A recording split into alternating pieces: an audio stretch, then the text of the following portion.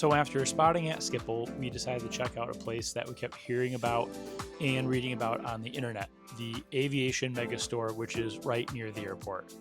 This is really a must-see for any aviation fan, and it's pretty much paradise. The moment you walk in, you're just surrounded by everything from airplane models and replicas to books and really anything else you could imagine. These are 1 to 200s by now, but look at all the ones they've got there. Unbelievable. So cool. Swish, Air New Zealand, Etihad, Saudi. Yeah, that's a cool one. It's not the right scale, but still pretty cool.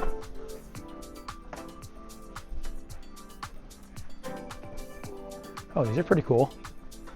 These are like for luggage. Little tags. Yeah, you can get one.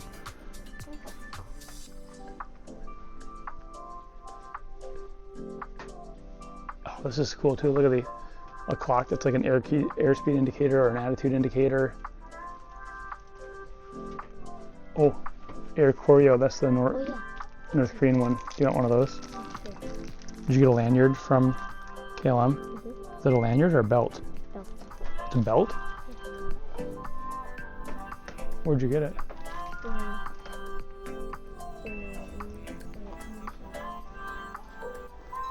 Oh my gosh, coffee mugs.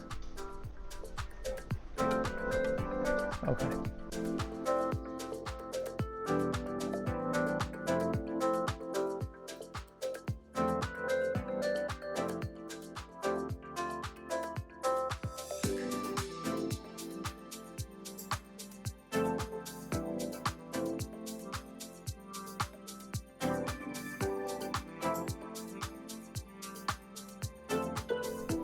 One to 400.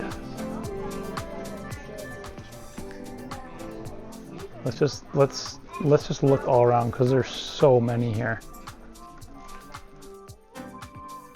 We picked up a few souvenirs, including some 1 to 400 scale models because Brady has a small collection at home.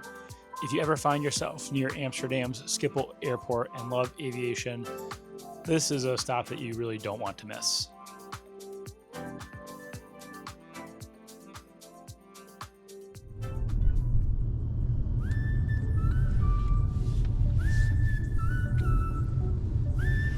Is that the restaurant right there?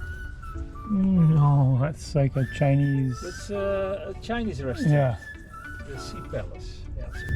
or like Hong Kong or something would have something like that. I think like Japan has them. After spending the morning at the Aviation Megastore, Brady and I quickly headed back into the city with just enough time to grab a quick bite before our next adventure. We decided to get a driver and take a short trip north of Amsterdam to a place called Zaanse Schans, which is basically a historic Dutch village that feels like stepping back into time. It was pretty touristy, but the first thing that hit us was the smell of fresh waffles and a whole lot of cheese. We couldn't resist sampling just about every kind of Gouda they had, smoked, aged, truffle, herb, basically you name it, and they had it, and given how much Brady loves cheese, he was in heaven. After we finished the cheese tour, we explored the old-style windmills that lined the riverbank. Most of them are actually working replicas, and each one used to serve a real purpose. Some of them would crush stone into fine pigment for paint, while others sawed timber that could be used for shipbuilding or construction. It was one of those places that makes you feel like you're walking through a painting, with the creaking of the blades, the smell of the wood, and all of the sounds around. It was a little glimpse of what life looked like 100 years ago.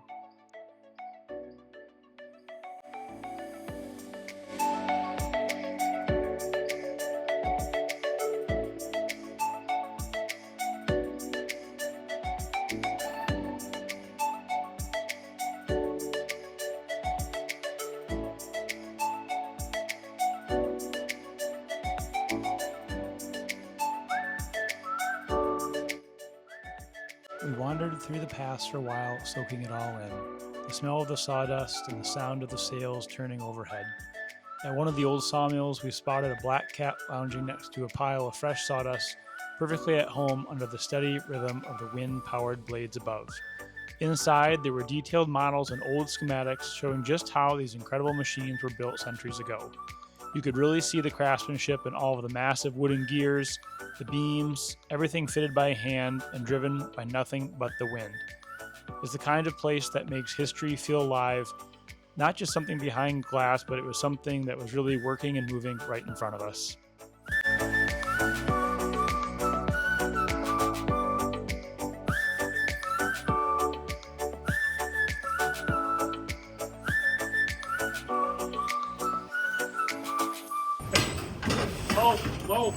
Không biết sao, bắt nước lông màu. Hai chị này thì đâu cứ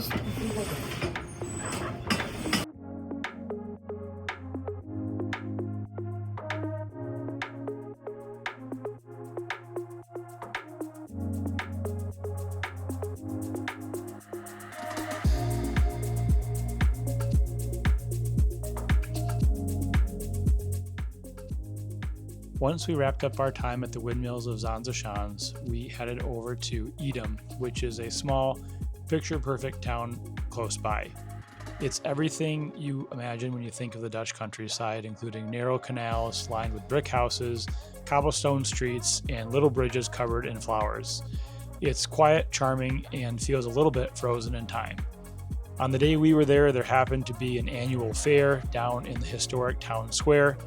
It was buzzing and really alive with lots of people, music, beer, and of course the smell of food stands cooking up everything from stroopwafels to fries covered in mayo. We spent a little bit of time wandering around, playing a few games, and just soaking up the atmosphere. It was one of those perfect travel surprises, the kind that you don't plan for, but end up remembering the most.